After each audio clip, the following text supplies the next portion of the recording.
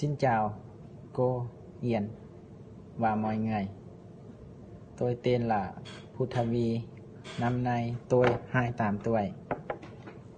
Bây giờ tôi sống ở làng Hong Ke, quận Sai Sê Thả, thủ đô Viêng Chăn. Tôi là kỹ sư IP. Tôi đang làm việc ở công ty Unitel, làm công việc từ thứ hai đến thứ bảy. Tôi học tiếng Việt 2 buổi một tuần. Trong thời gian rảnh, tôi thích nghe nhạc và chơi thể thao. Gia đình của tôi là có 6 người: bố, mẹ, 3 em trai và tôi. Tôi là con cả của gia đình. Bố tôi là Đồng Dần, năm nay 66 tuổi. Mẹ tôi là người bán hàng, năm nay 46 tuổi. Cô ấy thích nấu ăn, cô ấy béo. Bố và mẹ đang sống ở tỉnh Bô Lý Khăm Sai.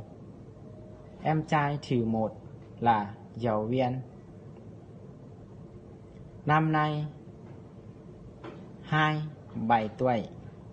Em ấy đã có vợ rồi. Em ấy cùng sống ở Bô Lý Khăm Sai. Em thứ hai là Quản Đời, năm nay 26 tuổi. Em ấy sống ở thủ đô Viêng Chăn. Em ấy vẫn độc thân. Em trai thứ ba là sinh viên, năm nay 19 tuổi. Em ấy học IT ở trường ICT. Em ấy là con út đang sống ở thủ đô Viêng Chăn với tôi.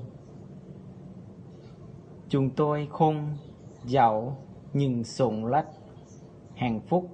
Xin cảm ơn.